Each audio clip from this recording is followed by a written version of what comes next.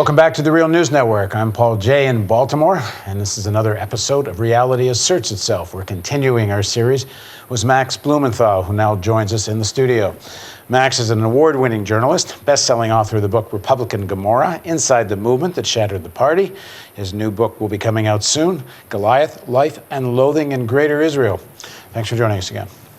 Good to be with you. So as I mentioned in the very beginning in part one, that usually we start with my guest's backstory, more about how their worldview was formed, and then get into what they think.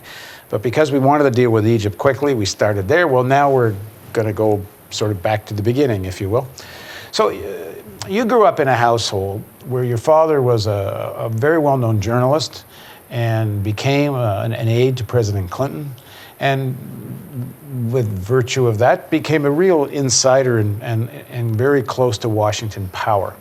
And if I understand correctly from his writings and his view, you have really diverged in terms of how you see American power, certainly on the issues of Israel. I believe, I don't really know your father's views on Israel, but if they're anything like the Clinton-esque views, then you've certainly diverged from those.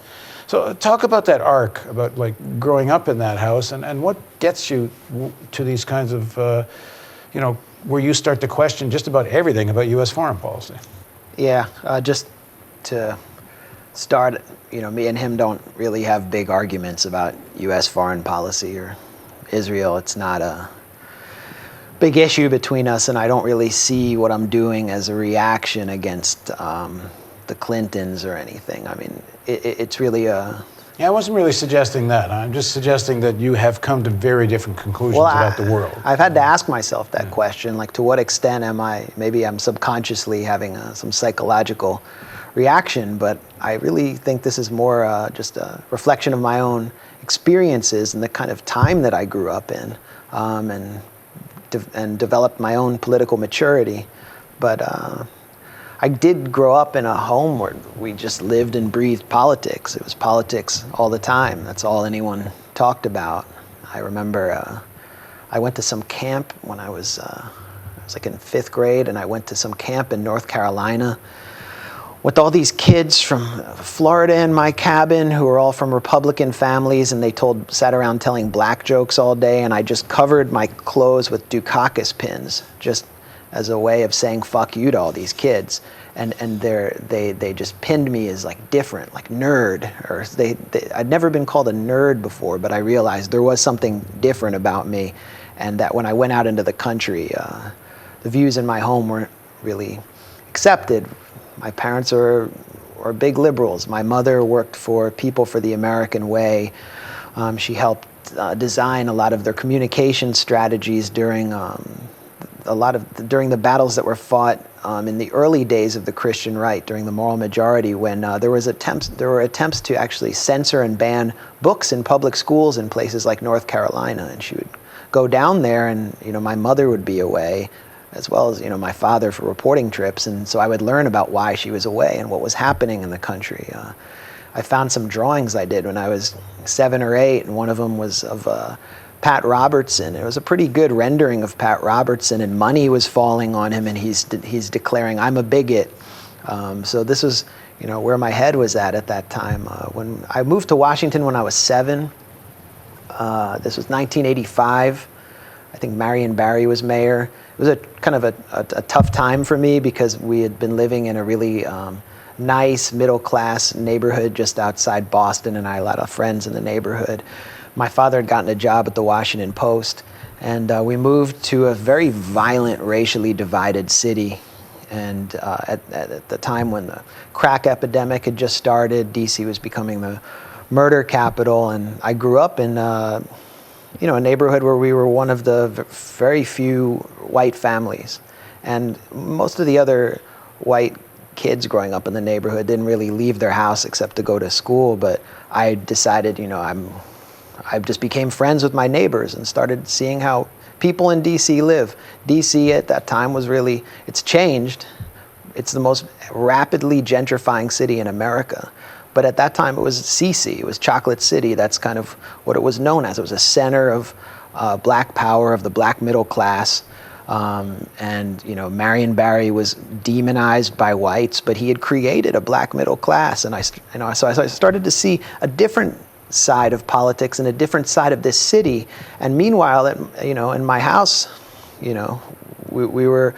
And when I went to school, I was going to school with the elites of Washington at Georgetown Day School across town in this one kind of white enclave of D.C., where everyone kind of hid behind Rock Creek Park. And I started to, and I saw the attitudes of the children of, Washington's political class. And it was almost like they were existing as a colony within D.C., and they were terrified of what was on the other side of the park, while I was kind of like forging friendships and just going and hanging out with my neighbors. So I became kind of alienated. So this, I guess, from them. Partly it's in your DNA, but also you coming in from a liberal household. These are the kind of values you're exposed to. Yeah. I mean, I was encouraged to make friends with, kids in my neighborhood who were going to public schools where they had to walk through metal detectors and see what kind of experiences they were having, and at the same, and I didn't. It got to a point where I couldn't really relate to the kind of people I was going to school with across town, who would, when they would come into an area like the kind of neighborhood I lived in, they would say, "This is so ghetto," and they would get really frightened, and they'd worry about their own personal security. But this was my neighborhood, so I started to see things kind of from an inside and outside perspective, because I had, a family that had access to power, at least within the, the liberal intelligentsia. What years, how old are you when your father is in the White House working as an aide to President Clinton? Well, this happened, he was writing for the New Yorker, and I think he became close to Clinton, and Clinton offered him a job when I think I was 16. I remember him telling me that he was going to work in the White House, and I felt sort of troubled. I said, "Are you sure? You know what you're getting into?" And I really didn't. It was just sort of a visceral sense I had. And the next day, in the Washington Post, there's a false story about court records to prove that my father had beaten my mother for years.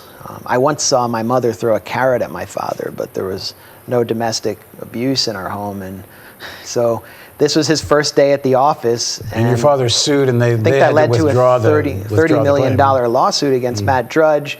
David Horowitz was running his legal fund, and they had endless money from right-wing Scrooge McDuck billionaires. And how are you going to maintain a legal fight against that kind of juggernaut? So he had to drop the lawsuit.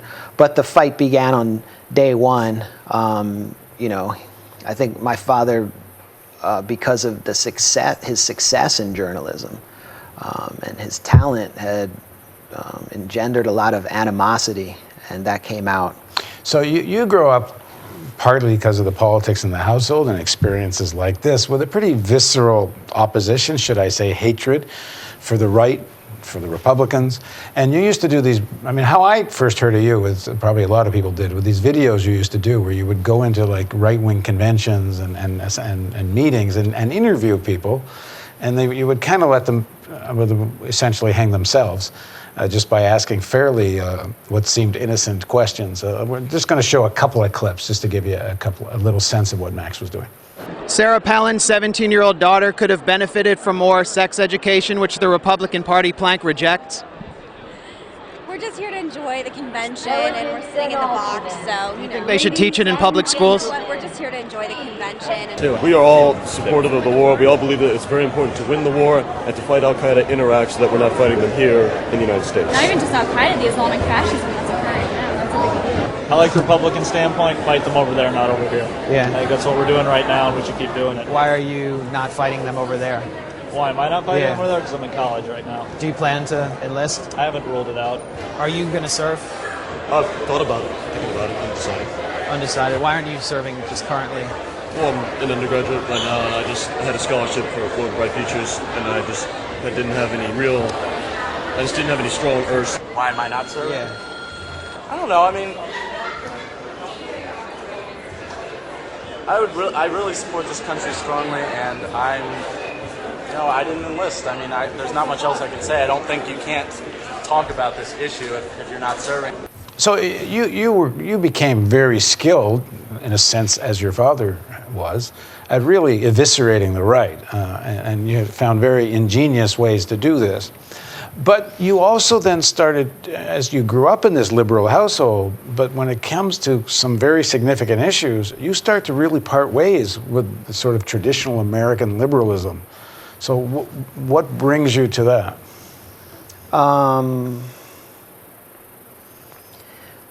Again, it was just the time that I grew up in. I mean, if you look at the way that I did journalism, it's just dramatically different from the kind of journalism that my father's contemporaries practiced. I mean, he started out in alternative media, but it was writing in alternative print media, and he went into the mainstream. I immediately I immediately kind of defined myself as an advocacy journalist. Of course, like within the, ethical boundaries of journalism where you have to stick to the facts, but I made my views really clear as a blogger. Blogging was sort of a new thing when I got involved in journalism. Social media was kind of a new thing. And this kind of amateur video journalism was something that didn't exist before. And what I really wanted to do with my videos was show people what I was seeing when I was going to these Christian right and Republican conventions. Yeah. And your book, Republican Gomorrah, is still not at odds with American liberalism in the sense you're attacking the Republicans, you're dissecting the Republicans. But when you start to do journalism about Israel and you start becoming so critical of Israel, you really part ways with American liberalism. I don't even know what I mean. This goes to our discussion about the philosophy of liberals like Obama, to the extent that they can be called liberals, and Reinhold Niebuhr. I don't even know what American liberalism is anymore in the era of Obama. I don't know what set of principles and beliefs they're adhering to when you see so many liberals on a network like MSNBC lashing into people like Edward Snowden and defending the NSA. I don't understand what liberalism is when they're defending endless drone warfare. It really seems to me like Obama has dragged liberalism along with him and dragged it into this kind of abyss where it's become hollow. And so that's part of my political formation, is living through this Democratic presidency that it imbued so many people with hope and has let so many people down, but people continue to hold on to it, and I don't really know what principles undergird his presidency or the liberals who are defending it. I mean, if anything, at best, he's holding the line against an extremely radical Republican Party. But if you want to understand my formation and how I kind of went beyond what's traditionally defined as liberalism, and I don't even know how I would define myself now. I never thought of myself as an ideologue. I never became particularly attracted to any philosopher. It was that I grew up. I talked a bit about my childhood and seeing inequality and racism and police violence growing up. That affected me a lot. But also growing up Jewish in Washington did have an effect on me. I'm not going to lie. When you're Jewish in America, particularly if you grow up in a middle class or upper middle class background, Zionism calls on you. And it called on me. I went to Hebrew school. They didn't particularly indoctrinate me, but there was an Israeli flag by the bima, by the podium. And there was a flag draped in black on the other side. And that was the UN flag. And the rabbi told us that the flag had been draped in black to protest the Zionism is racism declaration at the UN. And all that does is put seeds in my mind and make me want to understand, what is Zionism? I went on the Birthright Israel trip. It's a free trip for Jews 18 to 25 or 28 in the United States to Israel for 10 days. I'm wondering, why can't I meet any Palestinians on this trip? I'm wondering, why did that bomb shake my hotel? What's happening? The Second Intifada had just started at that time. And there was indoctrination on that trip. And that affected me massively, but it affected me more to come back and be really interested in this issue and watch Operation Defensive Shield when Israel reduced the center of the Jenin refugee camp to rubble, to nothing. Knocking down buildings on top of people and trying to reconcile that with this liberal Zionist idea that I'm supposed to believe in because it's, part of being a Jewish liberal in the United States. And I was unable to reconcile the two. But I had just kind of started my journalism career and I wasn't ready. I didn't think I was prepared enough to confront the kind of backlash and engage in the kind of intellectual battle that I would when I came out publicly, and I didn't quite understand Zionism well enough. And so it took me really 6 years, and it was Operation Cast Lead when Israel killed around 1,800 people, mostly civilians, in the Gaza Strip during a course of 3 weeks that I just snapped. And a lot of people of my generation went through this experience, and they tell me the same thing when we talk about it, that something inside them just broke, and they decided either to engage in Palestine solidarity activism or to just go to a protest. Or what I did was I decided to use the talents that I'd cultivated in journalism to expose not just America's relationship to Israel, but what Israel really was. And that's what my book, Goliath, is really the culmination of that process. 4 years later, publishing this book. But, I'll tell you just before, because I really want to get to your question. I'll tell you just a quick story, which was that this war, Operation Cast Lead, it happened right after Obama had been elected, I think. And I knew that Obama was being briefed on the war. And it made it emotionally impossible for me to identify with my counterparts, my journalistic liberal counterparts, who were just enthralled with this victory of Obama. And I wound up at an election night party with a Palestinian friend, a Palestinian-American friend, hosted by Norman Lear. And all these actors came on stage and they declared, before just 1,000 people, who were just, all Obama people. The Black Eyed Peas had just been on stage, and these people came up, and they were supposed to represent, archetypes of different Americans, like the cowboy and the city dweller, this kind of person, the hipster. I am a born-again American, they declared. I am born again. And I remember just sitting there with my friend and feeling like the whole thing was this masquerade that I had no emotional or psychological capacity to identify with. So on a visceral level, that break that I felt inside me was also a rupture with this liberal movement that I felt was embracing an illusion, while a massacre of a ghettoized, besieged people was happening before their eyes, and I just couldn't be a part of it. And so here I am. And I'm facing the consequences, and the consequences are subtle but severe. Well, sometimes not so subtle.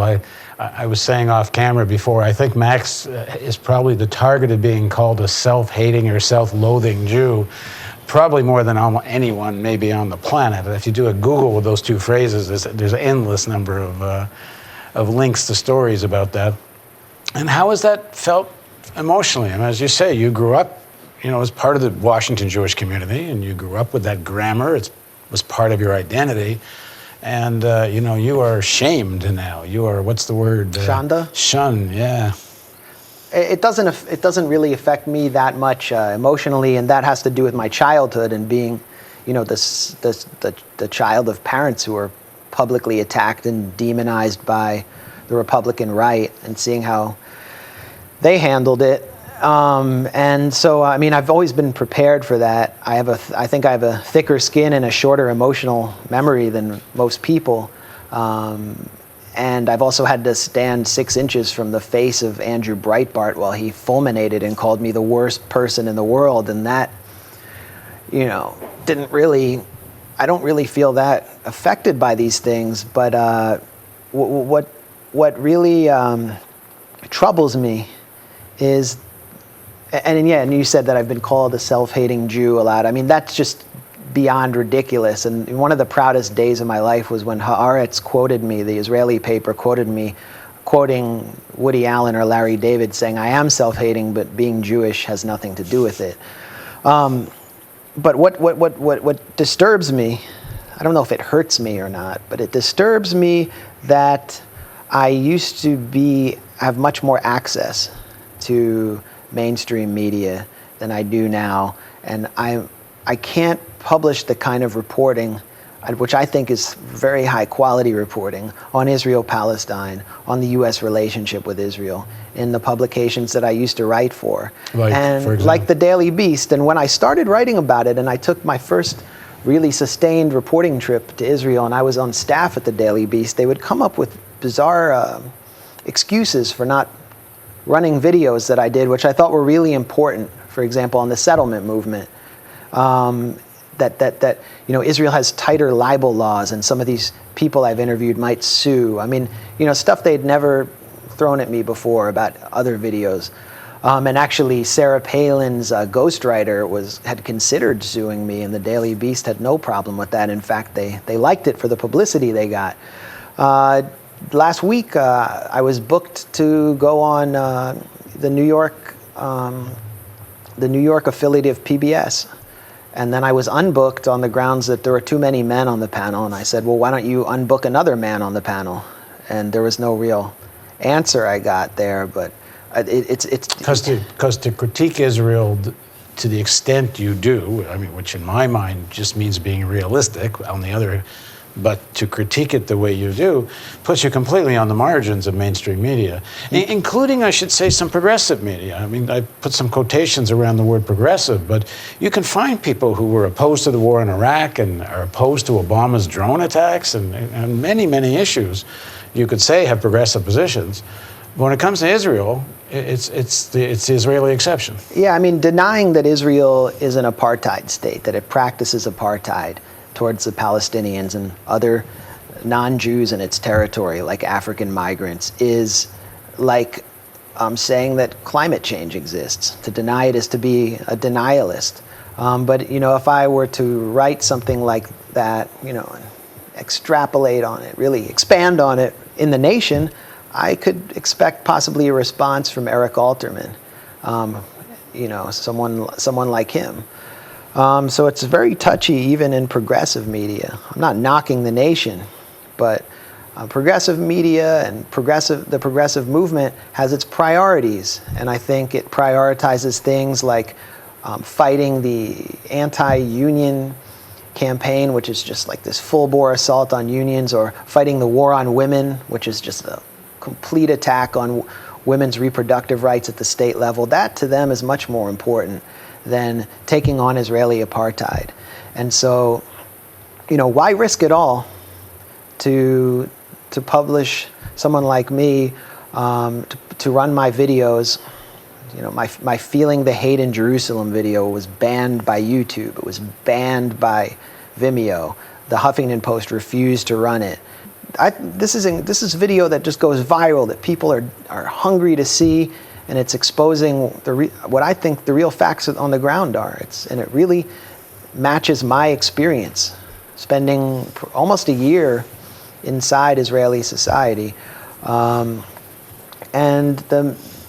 from right to center to liberal left, they want really nothing of it.